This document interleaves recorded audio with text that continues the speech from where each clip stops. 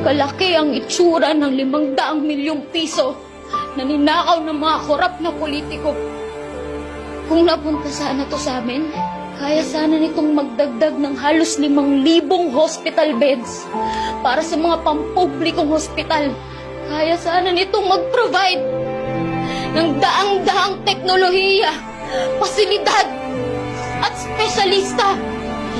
Dahil alam nyo na hindi namin kaya magpagamot sa ibang bansa. Habang kayo,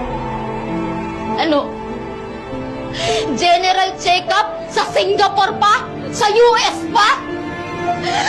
Hindi ka piniling magkasakit.